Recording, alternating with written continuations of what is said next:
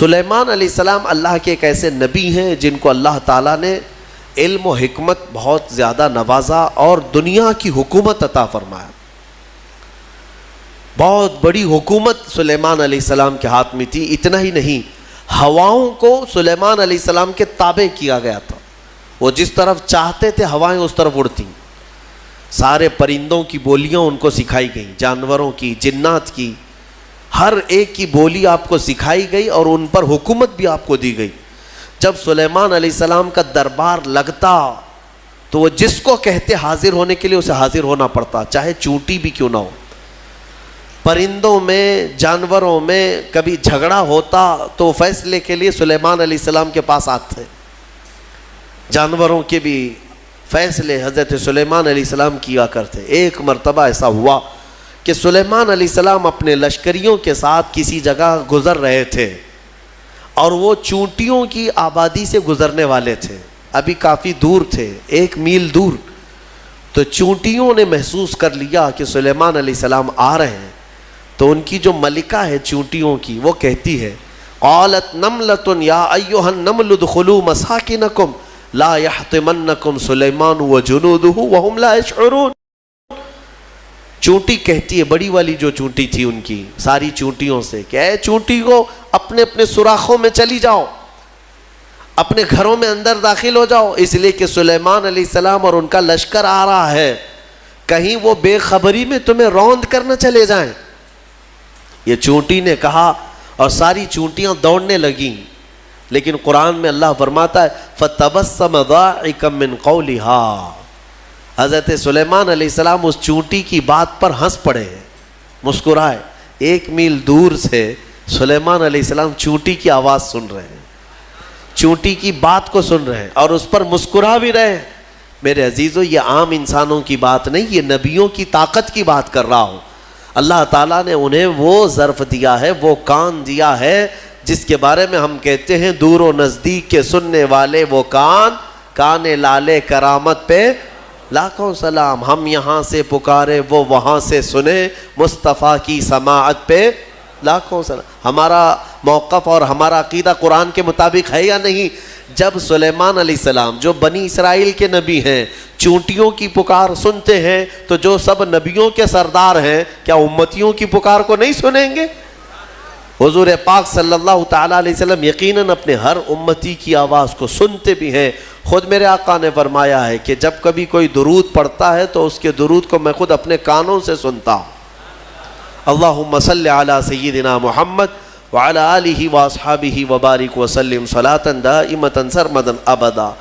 سلیمان علیہ السلام کے ساتھ ایک بار ایسا ہوا کہ آپ کا دربار لگا تھا، سارے لوگ حاضر تھے، جنات بھی ہیں وہاں پر، چرند پرند جانور حیوانات سب حاضر ہیں. سلیمان علیہ السلام سب کی خبر گیری کر رہے تھے. اس میں ایک پرندہ ہدہد نہیں تھا. ہدہد ایک پرندہ ہے، اونچی اڑان اڑتا ہے، بہت تیز اڑتا ہے. سلیمان علیہ السلام نے دیکھا اور پوچھا کہ یہ ہدہد پرندہ غائب ہے، کہاں ہے؟ سارے تو حاضر ہو گئے، وہ نہیں آیا.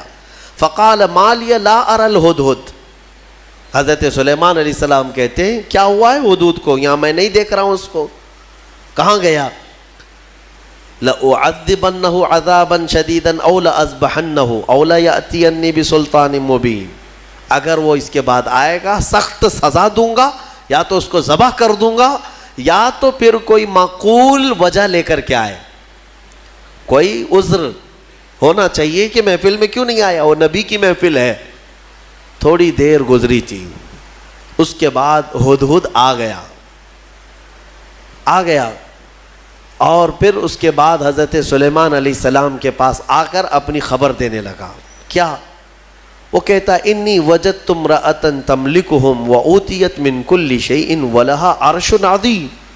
اے اللہ کے نبی، میں جو غائب تھا اس کی وجہ یہ ہے کہ میں اڑتے اڑتے ایک ایسے ملک میں پہنچ گیا جہاں میں نے دیکھا کہ ایک خاتون لوگوں پر حکومت کر رہی ہے، ایک لیڈی حکومت کر رہی ہے. وہ عورت، اس کو اللہ تعالیٰ نے بہت مال و دولت سے نوازا ہے، مردوں پر وہ حکومت کر رہی ہے. وجدتها وقومها يسجدون للشمس.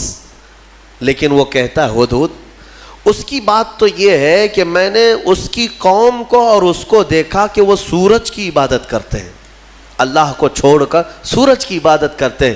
پتہ یہ چلا کہ پرندوں کو بھی عجب لگتا ہے کبھی کوئی اللہ کے علاوہ دوسرے کی عبادت کرے۔ ہاں، یہ پرندے بھی ان پر لعنت بھیجتے ہیں، کہاں کہاں جھک رہے ہو تم؟ اللہ رب العزت جس نے پیدا کیا، سارے پرندے اگر کسی کی تسبیح بیان کرتے ہیں تو رب ذوالجلال کی۔ قرآن میں اللہ نے فرمایا وَإِن مِّن شَيْءٍ إِلَّا يُسَبِّحُ بِحَمْدِهِ، کوئی چیز دنیا میں ایسی نہیں جو اللہ کی حمد اور تسبیح نہ کر رہی ہو، وَلَكِن لَا تَفْقَهُونَ تَسْبِيحَهُمْ، ہاں یہ اور بات ہے کہ تم ان کی تسبیح کو سمجھ نہیں پاؤ گے۔ اگر کوا کائیں کائیں کر رہا ہے تو تمہیں کائیں کائیں لگے گا، لیکن وہ اللہ کی حمد بیان بھی کر رہا ہے، اسے سبحان بھی کہہ رہا ہے۔ تو پرندوں کو بھی عجب لگتا ہے جب سورج کے پرستشوں پجاریوں کو دیکھیں اور آگ کی پوجا کرنے والوں کو دیکھیں تو پرندوں کو بھی تعجب لگتا ہے۔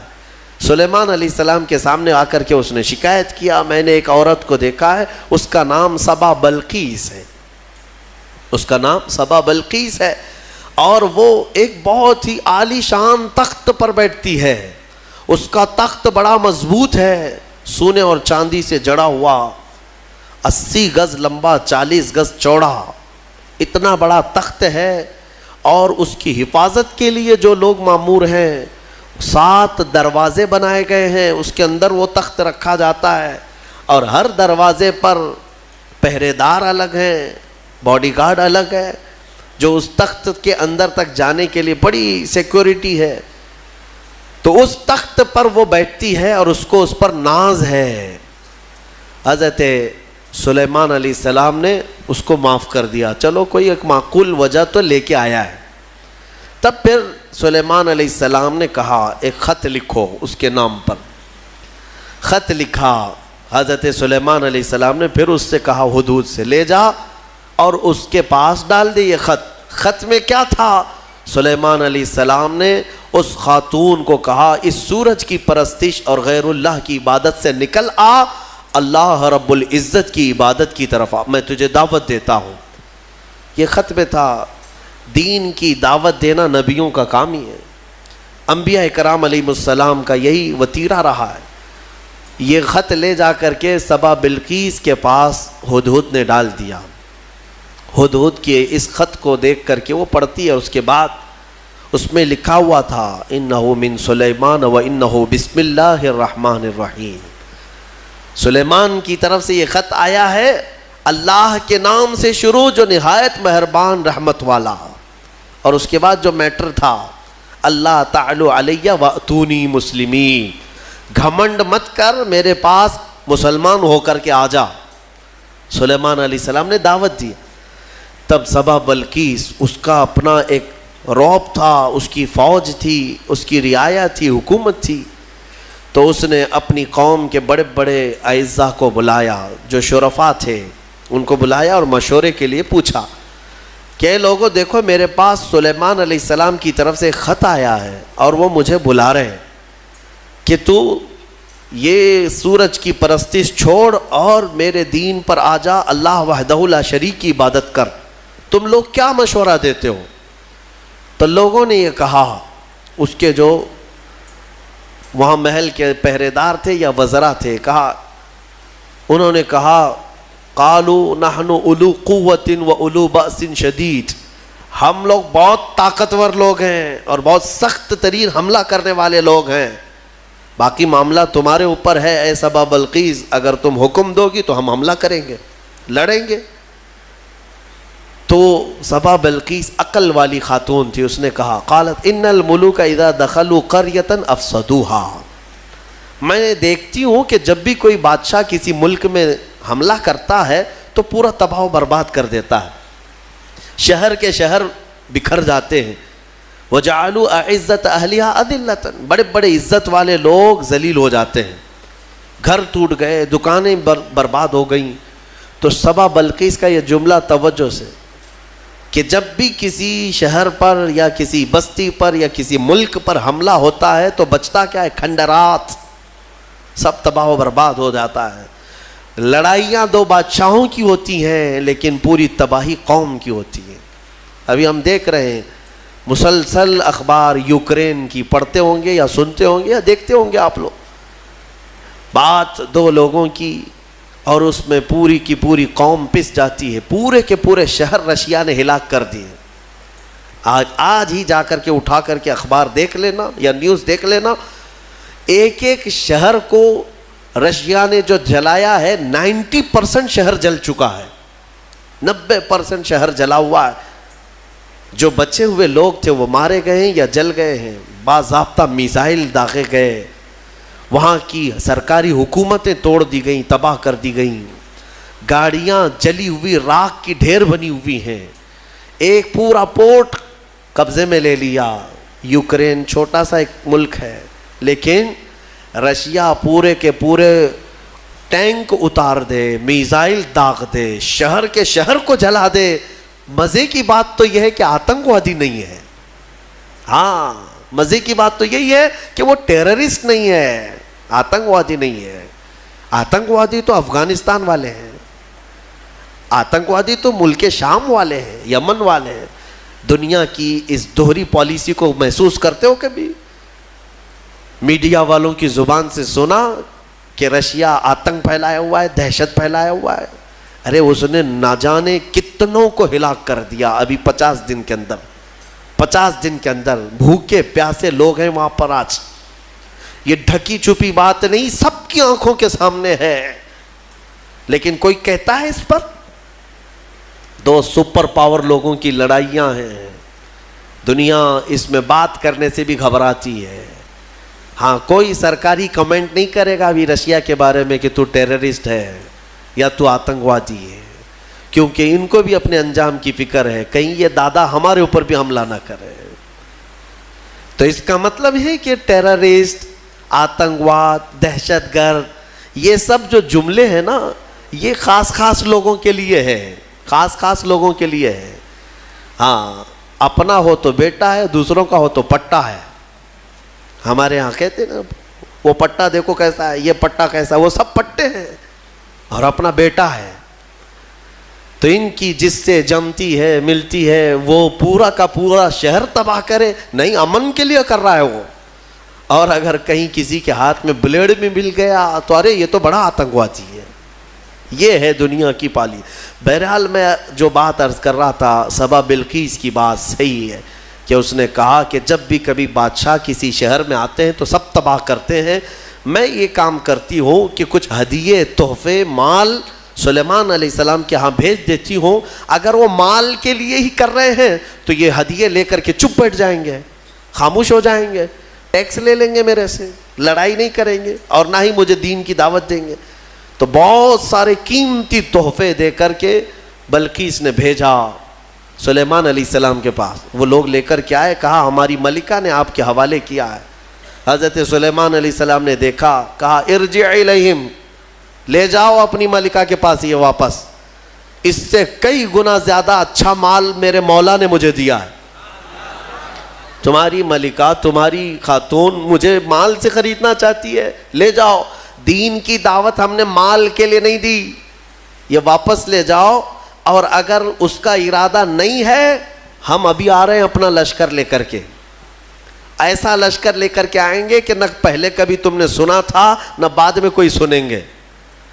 اور اس کے بعد جب ان لوگوں کو پلٹا دیا واپس, پھر سلیمان علیہ السلام نے اپنے ہی مجمع میں پوچھا کہ یہ تو گئے واپس, اپنی ملکہ کو کہیں گے تو وہ آئے گی ضرور, آئے گی ضرور, لیکن میں یہ چاہتا ہوں کہ سبا بلقیس کے آنے سے پہلے اس کا تخت یہاں لایا جائے. کوئی ہے مجمع میں؟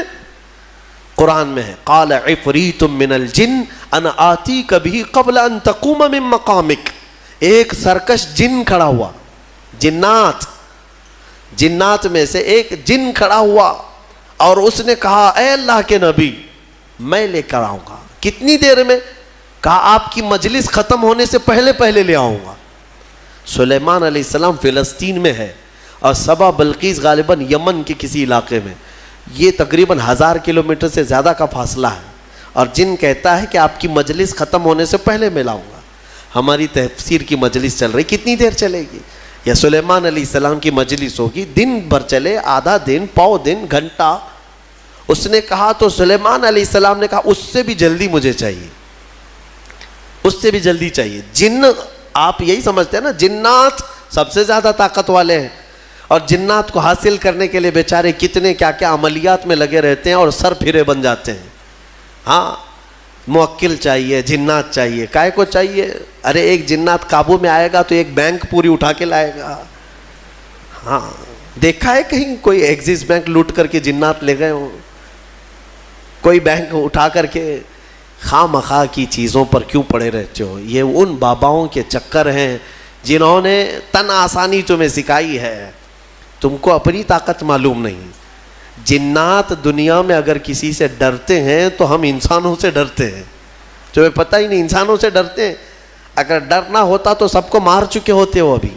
اللہ نے تمہارا رعب رکھا ہے جنات پر، وہ براہ راست ڈائریکٹ آ کر نقصان نہیں پہنچاتے۔